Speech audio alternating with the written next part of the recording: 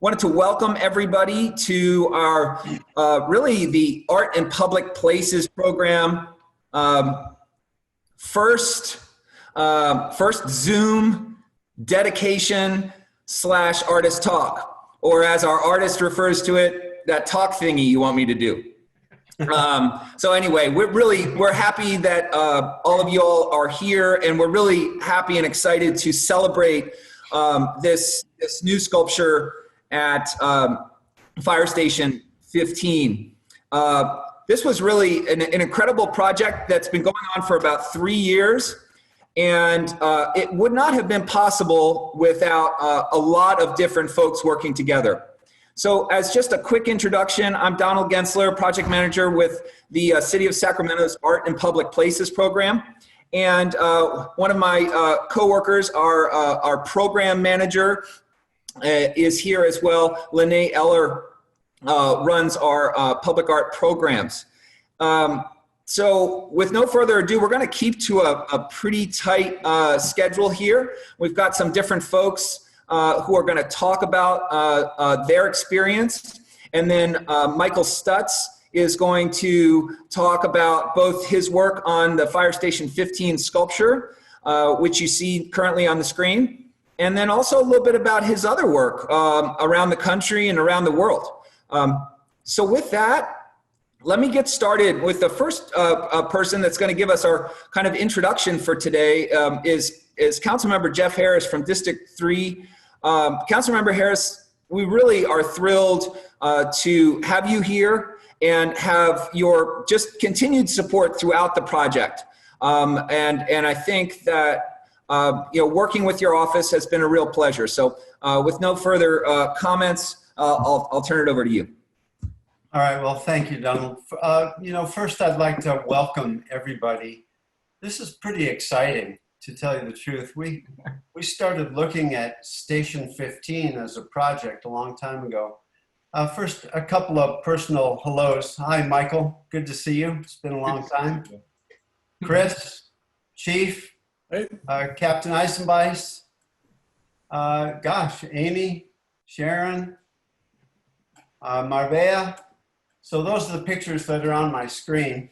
It's great to see y'all, and I'm really glad that you showed up for this event. I'm really kind of sorry that we're not gathered at Station 15 to look at this thing, because it really takes flight. It's really a wonderful piece of art, Michael. I really have to thank you. I think it adorns Natomas very well. I think it adorns the station very well, and I'm pretty excited about it. It really, it works for me. The Nighthawk, of course, is the name of the team at Natomas High School, but it really represents Natomas, to a large extent. Before development in Natomas, it was pretty much an estuary out there. There were a lot of wildfowl, still are in many parts of Natomas. And so I think it represents the community just right, Thank you.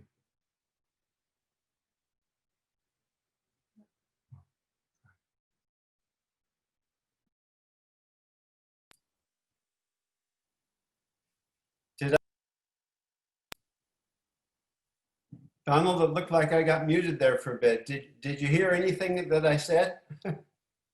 Now you're muted, Donald. Quit monkeying around with the mute. Donald, you're muted too. It was just the last couple seconds there, council member, that we lost you. Okay.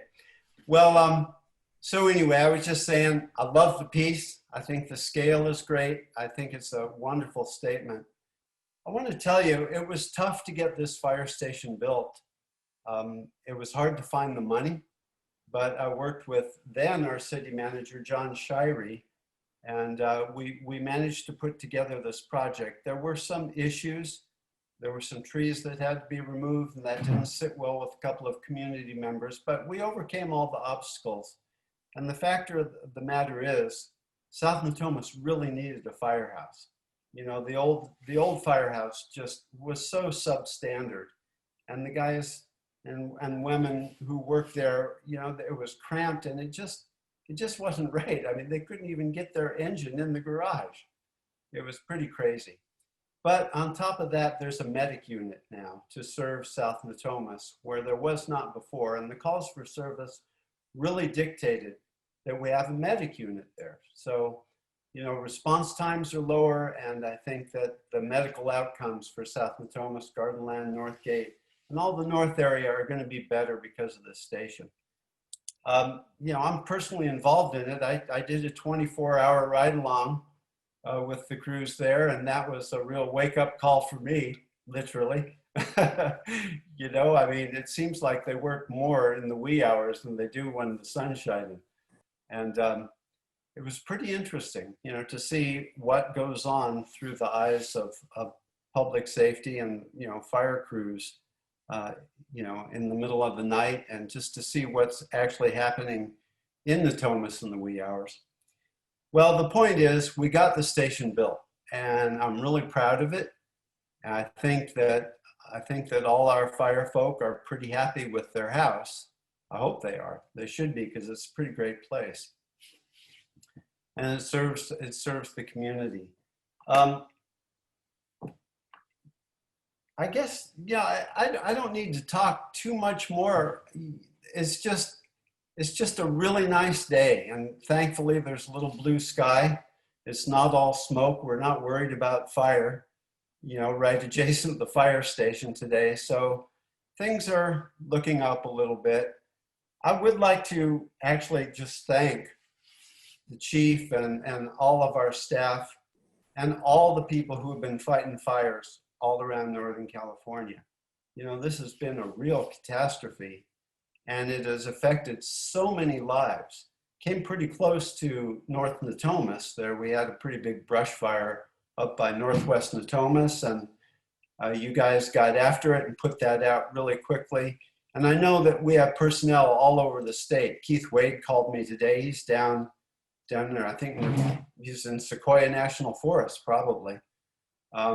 So we have Sacramento firefighters working all over the state to save lives and save homes. And, you know, that's pretty darn significant. So to adorn their house with a beautiful piece of art that reflects the community is very gratifying. I'd like to thank Amy and all the people in the Garden Art Club, because now we have a new project. Because we have a new fire station, we've got this old property to do something really creative with. And we're looking to turn it into the Natomas Garden and Arts Center. And in fact, we have a budget of $800,000 to do that. You know, because of COVID, we got slowed down, but it's coming. And that's a resurrection of the old firehouse that I'm really looking forward to as well, because that'll be a great amenity for the community. So thank you all for coming. I think that's about all I've got to say, and I'll turn it back to Donald. Terrific. Thank you, Council Member. I appreciate that, and I appreciate all those words. One of the things that has been really key with this project is the recognition that public art projects don't just happen independently, and that they very much happen when community and location and sponsors come together to work collaboratively. We had a really great series of community meetings at the South Natomas Community Center. And I know Councilmember Harris acknowledged some folks, but I do also want to acknowledge Amy Takama. Sorry about butchering your name, Amy. And Dennis Spear and Heather Fargo. I mean, those three folks, and then everybody else who came to those meetings. It was really terrific. And I thought we had some really valuable dialogue. And one of the other great dialogues that we had was with the fire station themselves. And so they were very open and welcoming to Michael. And so I'd like to give Captain Eisenbeiss, who's one of the captains over there at Fire Station 15, opportunity to say some words as well. Captain? Yeah, I mean, I don't have a lot to say, but I will say that Michael came and rode with us, and we took him around to the other fire stations and told him what we definitely didn't want. And he obviously listened. There's a few art projects out there that we didn't think made a good impression. So he listened, and then obviously this Nighthawk is what an actual Nighthawk looks like, but you know, we are the Nighthawks as well. And it's not because of our majestic bird, it's because we are usually up all night. And so we were given the Nighthawks. Ours is a lot more aggressive and angry looking. But he took the Nighthawk, and this is the actual Nighthawk. And as everybody knows around the Thomas, it's you see it everywhere. You see it at the high school. There's a Nighthawk Way. So it kind of gathered everything together. And then of course he took his little artist portion of it and grabbed everything else around the community and put it all together. And then we ended up with this, and I think it looks really good in front of the fire station. Great, thank you, Captain Eisenbeis. I think one of the things that's important to recognize is the artist plays this role to try to have all these different voices and be inclusive in their process. And I think Michael has done this in a really, really wonderful way. And as the captain had mentioned, you know, the Nighthawk figure that the fire station uses is quite a lot different from what this Nighthawk looks like. But it was that idea of the community talking about the interest in nature that really became a valuable part also of that larger discussion.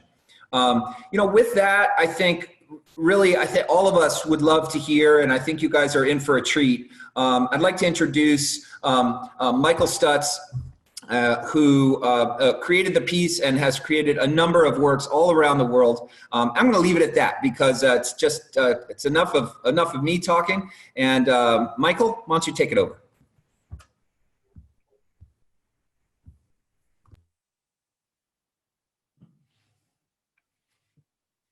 Can you unmute him, Donald? There we go. Now I'm on, right? There you go. All right. Thank you. Thank you. I appreciate what everybody's said so far. It's been a really sweet project. It's been going on a while. Everybody was patient with me. Times have changed while this thing is going on. And I think what Councilman Harris was saying about the current fires reminds us again that community and public service and public entities have to work together. That's what makes our culture. And so as an artist, what I've done is sort of work within that realm for the last 20 years. And I've been asked to kind of give you all a tour of the things that I've done in the past, and then talk specifically about this sculpture, which is the Nighthawk at Natomas. It's actually called Nighthawk Moving Over the Waters. And that's because it also reflects the Natomas area, the connection to the American and Sacramento rivers, which are such a part of the region. And so I appreciate what Steve Eisenbeis said about it being a real Nighthawk. It's actually a fantastical Nighthawk. It stands in between. It has some of the aggressiveness of a raptor, but it also has some of the natural kind of flow of the birds that you see in the area. So I'll move forward. Here's a video of the piece. And can you hear me talk while the video is playing? Yeah. Okay. So this is as you're coming down the street. You're passing the station. Oh, wait a second. There's the sculpture walking up to it.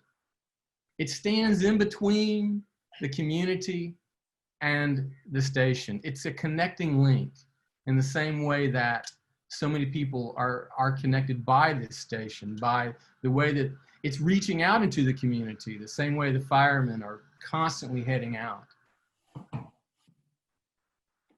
You see the way it's activated by the sun moving through it. There's an idea of expressiveness and emotion and movement. And I think all of that is a part of a connection to nature and a connection to the really dynamic job that the firefighting force has within the community. And I was really happy with the site. It is a beautiful building, Councilman Harris, and compared to what was there before, it's extraordinary, especially. So when I'm unique in that I make my own sculptures. This is my studio. A lot of people that do public art tend to hire out people to make their work. I decided a long time ago that I wanted to have that hands-on connection. So you see my studio with a blue cardboard head, a orange steel head, and some bronzes. but the language is always with this weaving, this idea of connecting, all the different parts coming together to create a whole, which in its own way is sort of metaphorical for the way that all the people come together to create community. I started out, it was kind of a joke making sculpture for me. I worked on the Mardi Gras parades in New Orleans. This is a gesture that was done to go on the front of a float. Paper mache, all made out of cardboard. That's how I got started. And what I would do is take that kind of cardboard and build it up into these kind of like drawings in the air. And that's how this style was born. It was almost, it's like that John Lennon quote, life is what happens while you're busy making other plans. And that's the way that I fell into being a public art sculptor. These pieces would then go on the front of parade floats in New Orleans. And I don't know if you've ever been to the Mardi Gras, but it's crazy, it's chaotic, and people are drunken and having a great time, and they're engaging in the carnivalesque. They're sort of getting outside of themselves and enjoying the idea of what public space can be. And it's loud, and it's bright, and it's chaotic. And really, almost all public space is like that in its own way. And so I've taken that idea and continued to apply it to the pieces I've done since this time. A hand, which was made out of cardboard gathered off the streets of San Francisco. A piece which is made out of, gotta go back, sorry. A piece which is made out of recycled cardboard bits. Oh, I'm sorry, I was afraid this is gonna happen. Hang on a second. Let me pause this, y'all. There we go. Okay. Do you see me now? Am I still on? Okay. Yeah, you're good. Oh, sorry about that. We skipped ahead. This is a good piece to stop at. This is a piece made out of cardboard that I found on the streets of San Francisco. And it is the first piece that really got me involved in doing the public art I do now. And it was made out of all these pieces of cardboard and installed in this place on Market Street in the middle of the Tenderloin. This wasn't a posed picture. This is actually what would happen on this site often. And what I learned in doing this piece was that public art can speak a language irregardless of what people know of art history, irregardless of the socioeconomic kind of position of people that are looking at the work. And in this case, homeless people connected with it, and theater goers that would go to the theater behind it connected to it. Let me start right.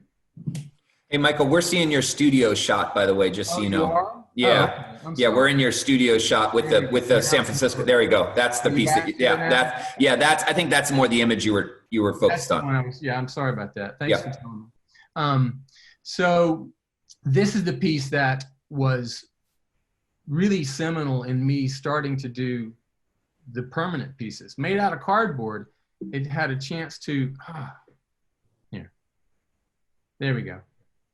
I had a chance to take this piece that was made out of like recycled things and then turn it into a bronze. And if you've been to the Museum of Modern Art in San Francisco, this is the W Hotel next to it. I kind of had this Cinderella story. I went from being somebody who had never done a permanent sculpture to being able to do a permanent sculpture in one of the most prominent locations you could imagine. So I was very gifted and I was very lucky that way. A lot of things that have happened for me as an artist have been a matter of just sort of being out there at the right place at the right time. This piece, 30 feet long, made out of bronze.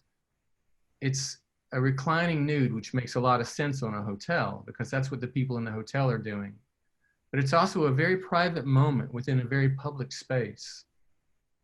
And it's about the interior and the interior of the sculpture. And that's something you see even when you watch the sunlight go through the Nighthawks sculpture. You're kind of aware of the idea of an internal life and an external life, which is something kind of that we do within public space. This is Penelope, the wife of Ulysses. She was famous for waiting for his return from the Trojan Wars. And while she was waiting for his return, she was weaving a tapestry. And she said she wouldn't choose a new husband until the tapestry was done. So she would weave during the day and then she would unravel her work at night. And in that sense, the way that these pieces are put together plays into the narrative of the sculpture.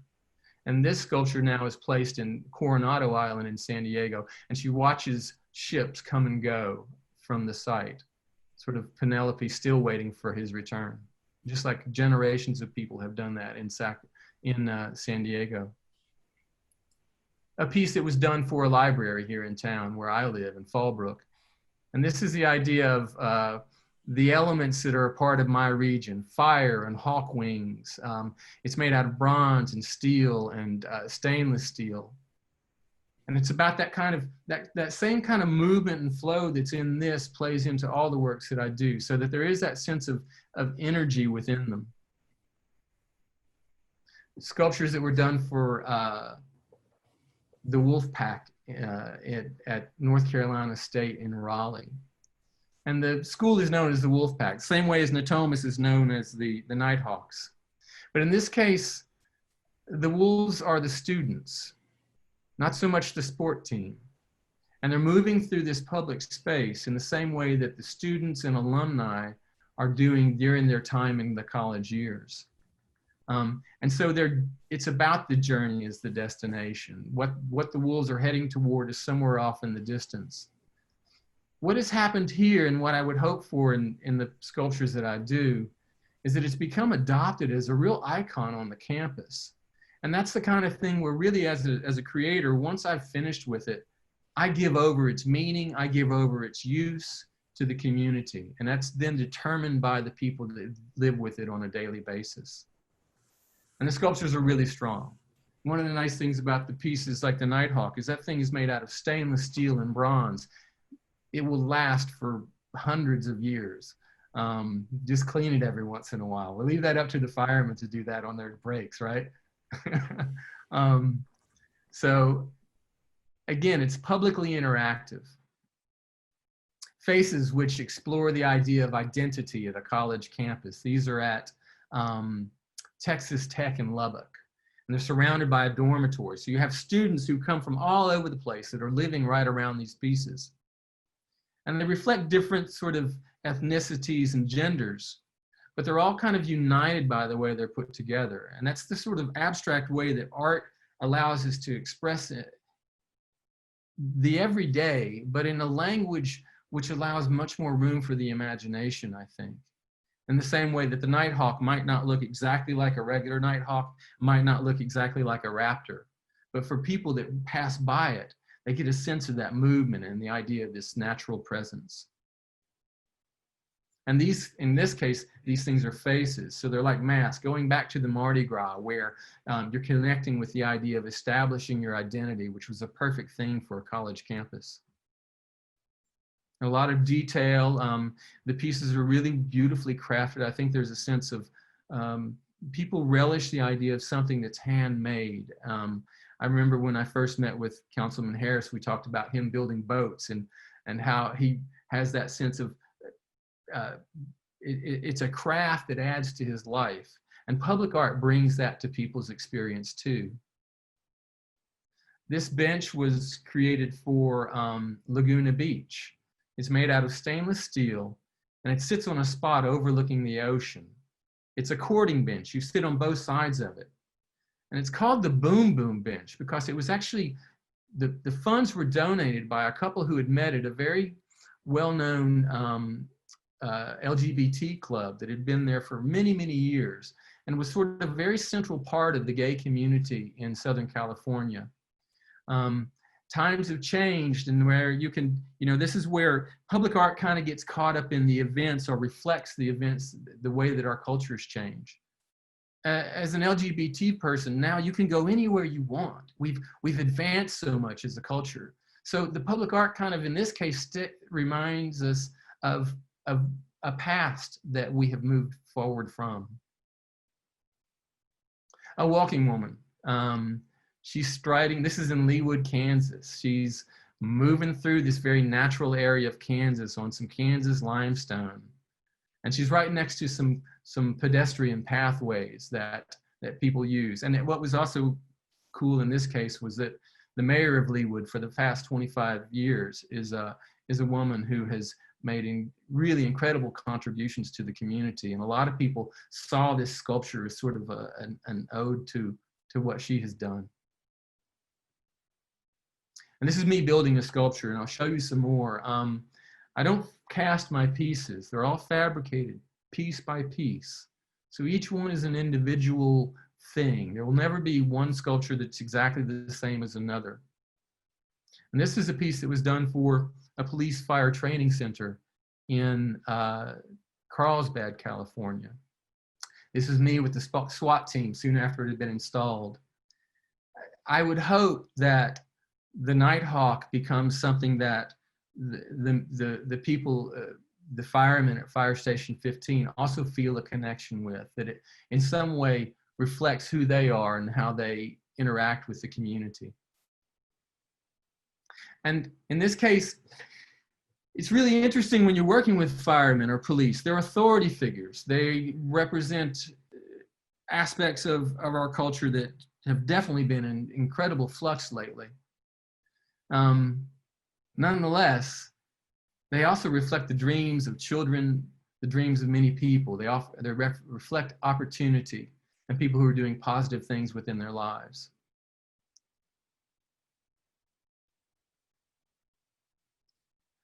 And then I want to talk about this piece because it's very timely. So this is in Richmond, Virginia, which was the capital of the Confederacy. And I don't know if you know, but throughout the summer, there have been massive protests in Richmond. This piece was done in 2004. It's called The Thin Blue Line. And this is a big police headquarters. It's Gray Street Police Headquarters, the main police building there in town. And I purposefully made the cop an African-American cop because I knew there was Monument Alley where representations of Robert E. Lee and Stonewall Jackson, and basically they've never let the Confederacy die in Richmond. The Thin Blue Line was a way of talking about the police force as the dividing line between order and chaos. And what happened this summer, and has been happening around the country, as we kind of redefine our connection to, especially the police in this country, massive protest happened in this site. And the Thin Blue Line went from being about order to being about chaos. And this is the current state of the sculpture. They had tear gassing and riots right at the base of the piece. And what was meant to be a sculpture which talked about bringing this sort of human face of the police force to street level became a symbol of the authoritarian face of the police force. None of this has anything to do with my original intentions. And I think that's where with public art, we remain aware that whatever we place out there will change its meaning with time, especially as circumstances change.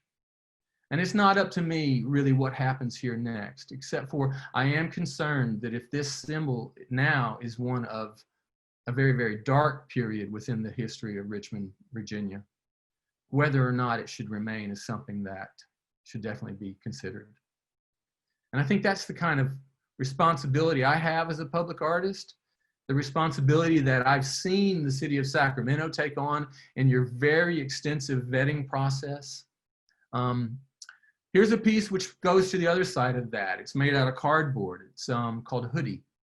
I did this in 2016 in Lucca, Italy for a cardboard biennale. So instead of being a stainless steel policeman, I've got a young African-American kid in cardboard. You know, he's placed in front of a 12th century church, so he also looks like a monk. The theme here was borders and boundaries. And so for me as an American, I was thinking about what had been going on with people like Trayvon Martin, sort of the social times. Once it was installed here, it looked like a monk in front of an old church. I mean, you can't control the meaning as the artist. You just hopefully create something which has enough nuance and ambiguity in its own way that it can be read as the public needs it to be read. One reason I thought it was appropriate for the Italians was because this was the same summer that thousands of migrants were crossing from North Africa into Europe. And about that summer, about 5,000 people died in the Mediterranean Sea when their boats capsized. And so it also represented refugees that had landed in Lampedusa, this Italian island. And there's a door in the back, but the door is shut. So that type of impulse is something that I like the idea that as an artist, I'm given this opportunity to have a place within public space. It's a unique thing that I've really cherished, and I try to play different sides of it. The sculpture was since moved into this interior part of the walls of Lucca. So it has a whole different meaning now. Back to the Confederate monuments being taken out of Richmond, Virginia. This is the Equity Ball. It was installed this spring in Helena, Montana. Myself and a landscape architect named James Dinn built it. And the stainless steel has words like love and respect, and it also has Native American words from the local tribes. And it replaced a monument that had been built in about 1907 by the Daughters of the Confederacy. So I appreciate having this opportunity to talk about the way that public engagement, especially with the politics of the day, is something that we're always doing and within public art. So one more, the Love Ball, Amor, love. This is in El Paso. It was installed in December at a children's park. And this was around the time that a lot of people were talking about, we've been talking about building walls. I thought about if you're instead jumping over a connected circle, love ball, the idea of the jackrabbit, which is a part of what you see there in El Paso, and it's playful like a ball is for children.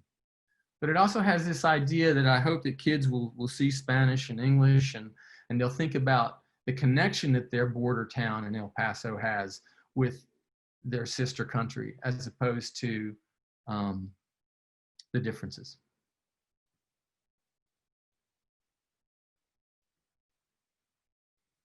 It was a fun piece. It's fun to do animals. I've been doing a lot of animals lately. So finally, here we are at the Nighthawk, and some of the things were spoken about already, but it's this is the site when I first showed up. It's kind of like you just kind of scope out, how is this going to work? Look at the site, figure out what might make sense. A lot of poles, needs to be read from the street. And this was the initial idea. And it's on these curved stainless steel poles, which bring a nice sense of movement and give it a good support, get it up above where people can play with it and be harmed by it. And then we kind of played around with the location until finally it was since I was the last part of the station to be installed, we kind of had, there was this perfect space that finally fit for it. It worked out really, really well that way. And I had done other birds before. So, you know, in being chosen for the project, I showed work that I had done like what you're seeing today, and talked with a committee that included firemen and things like that. And Heather Fargo was really important in wanting me to be the artist here. And she subsequently was a part of the community meetings where I learned more about Natomas. And that's where, as an artist, if I can listen to what people have to say and incorporate my perceptions into that, well, I found out about the Nighthawk. Now, this is the actual lesser Nighthawk, which is a little raptor, which is a little bird that is local to the area. It comes out in the evenings. It's quite cute, you know. But what I also did was think about the way the rivers come together in Sacramento. That's why it's called Nighthawk moving over the waters. You have that connection to nature. I hadn't really spent time in Sacramento before, so to see it's a levee town was really, really cool to me. I love New Orleans and grew up in the South, so I kind of could relate to that sense of sort of almost humid nature and connection to the waters. And drove around, got a sense of the community. Most importantly, though, rode around in the fire truck for a while and saw, like Councilman Harris was saying, that, you know, these firefighters, they spend very little time fighting fires. They spend an awful lot of time as paramedics, doing community outreach. They're getting up and down all the time. And I kind of really understood that when we talk about heroes within our communities, there's also, it's a really hard life. You know, firemen have a lot of things they face in terms of, it's tough on your family, it's tough on your scheduling. So that Sacramento has chosen to honor its fire stations with public art is really significant. And yes, I did drive around with Steve and they showed me the things they didn't want. So that was really cool to find out. And got to spend time. And every time that I've been over there to the station, I've been made to feel at home. And to see the new station is extraordinary. The last one was like somebody's garage. So this is what I found out. They call themselves the Nighthawks. It kind of looks like Foghorn Leghorn, you know, this sort of cartoony representation. But they related to the symbol, the idea of the power, but also being on call all the time. And it does seem like they're out more in the evenings than a lot of other people. And then, of course, the local school are the Nighthawks. So one of the things that happened was when I went to a community meeting after this day with the firemen, and I had all this idea about it was going to be about the firemen and all this kind of stuff. And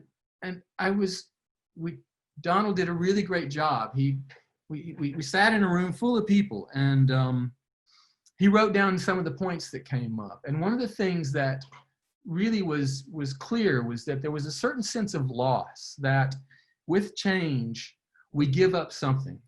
And in the case of Natomas, there was a sense that a park had been lost, or that the city was kind of closing in on the nature that used to represent what the whole place was about.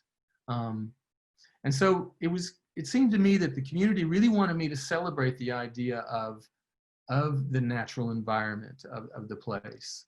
And that's how we came to have this symbol of a bird, which, there's another bird I'd done. This symbol of a bird, which is something you see in everyday life there, or at certain times of the year, but it's moving out into the community as the firemen do. And just so you see how these things are put together, I start off with a model like this. This is a tiny little model made out of plastic. It gets computer scanned, so there's a lot of different things that go into creating one of these things. And I create an armature, like what you see here, but full scale. And then piece by piece, the parts are put together and fabricated and welded at every crossing. And one of the things that I've been able to do in my work more recently is also add a lot of sort of improvisation. So the actual character of the piece was largely established while it was built. And I think hopefully that brings a certain kind of freshness to it that sticking solidly to a maquette and not changing your plan doesn't allow. So I use a lot of vice grips. And then the piece is complete and it gets a certain patina. And, you know, we go through all these things doing public art where Donald's got a list of the way that you're supposed to take care of the piece. If there's something that happens to it, you know, this is what you use to clean it, maybe wax it every once in a while. And then it got installed. And lo and behold, it's flying straight toward the flag. So, you know, that's the kind of thing where, you know, there's a lot of things that get planned out. But in terms of like this sort of, you know, I thought it was kind of interesting happenstance that that's the way it went. And it's also flying out into the community. Stainless steel poles, those little design elements represent the rivers coming together. They represent that sense of nature, a connection to nature. They changed from the original drawing in that I felt like the original kind of scheme overwhelmed that sense of motion that you get from the bird. And it's a lovely sight. One of the things that's really nice is the way that the light reflects off of the pavement around it. So it's really a beautiful sculpture to run into because it's wonderfully lit. And the day that we installed it, the crew that was on duty at that time, They went in, they pulled the fire truck out, they went in and put on their dress uniforms and posed with it. And I hope that really that's ultimately what it's about, is creating a piece which is embraced by the community, which I hope they see as they drive past, and certainly embraced by the people that live with the piece and utilize it every day. And in that case, it's the firefighters that are there in the station. So that pretty much wraps up my presentation. Thoughts on the piece. I really appreciate the honor of having the chance to work with a really fine group of folks there in Sacramento. You have an ironclad process. I felt like pretty much everybody got a voice, and also I was respected as the artist, which is something that I very much appreciate. And Steve, and I really hope you love living with that thing. So thank you all. Michael, thank you. That was awesome. Thank you so much for, both a perspective on your process, but also that larger perspective that you bring to the work as an artist, and so many works that you're doing around the country. So I just think that's a real treat. We don't always get that type of thing with the dedication. We often separate out the artist talk as a separate event. But given our current situation with coronavirus and everything, we decided to put it together. So I'm really, really thrilled that everybody got to hear that, and thank you for taking the time to put that together. So nice work. We've got about 20 minutes, and of course, everybody stayed right on time too. I mean, great job, man. You were like 30 minutes right on. So I just really want to open it up. I would have loved to have had all kinds of different folks talking, but we wanted to make sure that we both stayed on our timeline and also, we're able to have Michael speak about the work. So we got just under 20 minutes. We could do this a couple different ways. I can look in the chat. If you've got a question, I can read it for you. And I'm happy to do that. And also happy to, if you want to raise your hand, I see Councilmember Harris got his hand raised, so I'm going to let him speak first. And then if you just use the hand raise function, as I see you, I'll go ahead and let you speak. The only thing I'll say is I am going to cut it right at 7 so that everybody can get off to their other appointments. All right, terrific. And so with that, Councilmember? Thank you, Donald. Michael, I want to thank you again. I think you've come up with something that's really great for the community. I kind of think of Station 15 as a legacy piece of my term in office, but you just adorned it with something very special. Looking at your other pieces, I'm pretty darn inspired, but looking at the other birds you built on a straight post, it's just a whole different thing with the launching of this bird with the curved base. I mean, it really does take flight, and it is reflective. I can tell you from personal experience of getting up in the middle of the night and jamming into the engine and racing down, Northgate Boulevard, to save somebody's life. That's really what it's like, and it's so reflective of the community. I really enjoyed your talk. Oh, thank you. Just about how you evolved as an artist and your materials and the meaning and how the meaning changes with time. Really salient points. I think you've done a fabulous job. And Donald, thank you very much for pulling this all together. Public art is important, and we often neglect that piece. And I'm really glad that when we build public buildings that we have to put public art with them. It's part of the budget. It's a great thing because it's a real community builder and a statement of who we are as a community. So Donald, thanks so much for your involvement in this. I really appreciate it. That's all I got to say. Chief, it's great to see you. I hope you like it too. And I'm anxious to hear from the community. Thanks. Can I jump in real quick? Because I can't find the hand raising. This is the chief. Oh, yes, please. Go ahead. Jump in, please. So, first of all, I'd like to say, and Michael, your presentation was awesome because it really made us feel what you were trying to accomplish there, and what you know, the members want it there. And I'm so proud of this department. I came here 2 years ago. We weren't required to have art, public art at where I came from. We weren't really building new stations, however. I will say, and I can be blunt sometimes, so one of my other chiefs is on, so he's probably cringing right now, but I am not very artistic by any means, and I've seen pieces of art, and I've looked at them and scratched my head and gone, what the heck are they? What's that supposed to mean, or what are they? I got to say, this piece is really impressive, and I thoroughly enjoyed it, and I'm not just saying that or blowing smoke at you, but this, what you put into it, you put your heart and soul, I feel like, into this. And we, as a department and as a city and a community, really appreciate that. And I know this piece is going to be cherished for a lot of years to come, and the members are really proud of it. So I just want to say thank you to everybody that was involved in it.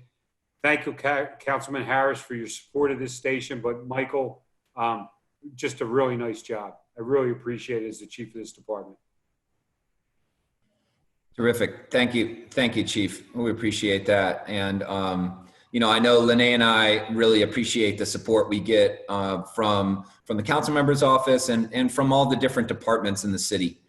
Because we feel really strongly that public art is and should continue to be, you know, a part of each department in the city working collaboratively.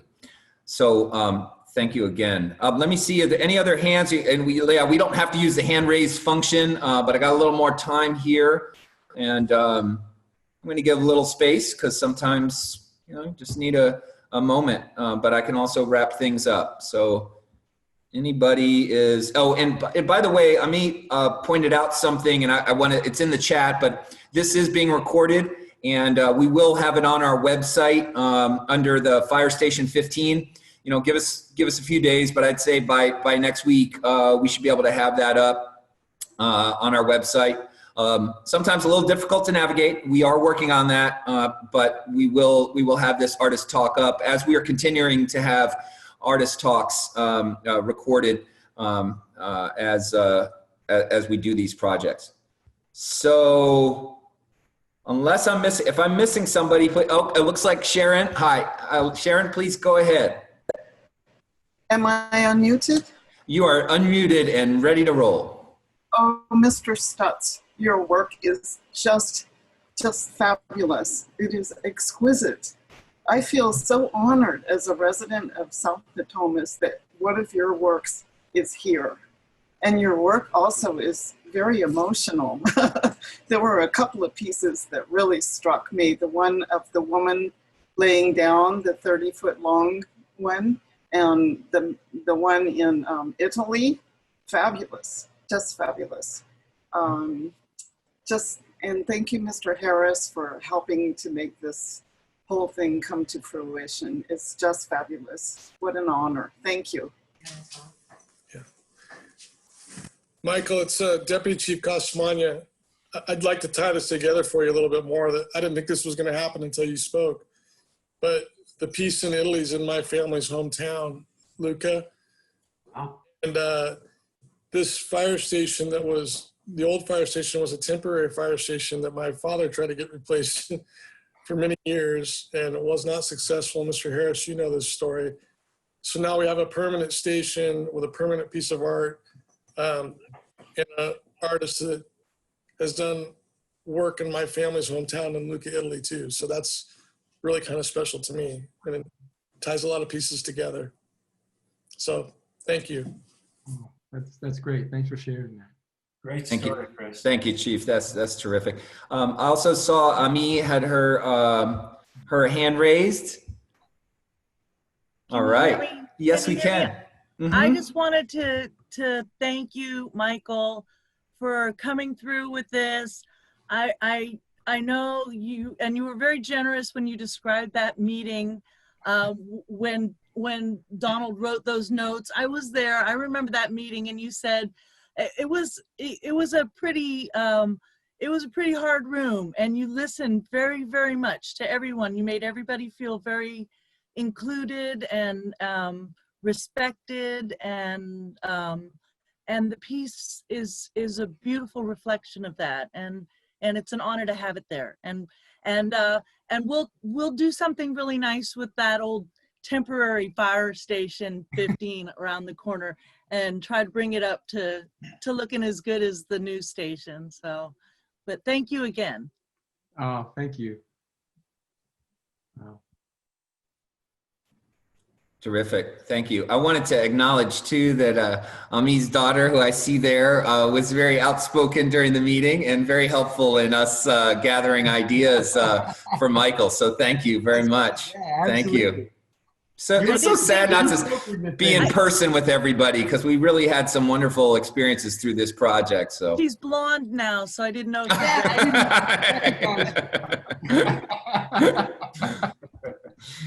That's great.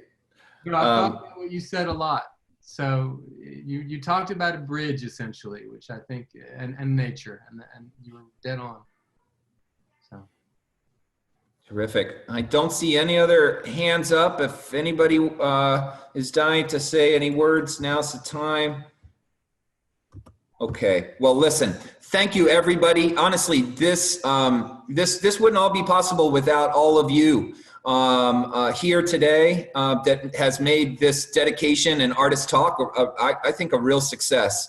And then, of course, Michael, you know, what can we say? Terrific work. And I'm so happy that we were able to see that larger reflection of all the pieces that you've done and continue to do. So thank you. Please come visit us in Sacramento. You've got my number. And everybody, thanks again for being here. And we hope to see you soon at our next event. Thanks, everybody. Thank you, Donald. Hi, Thank you, Michael. Ciao. Wow.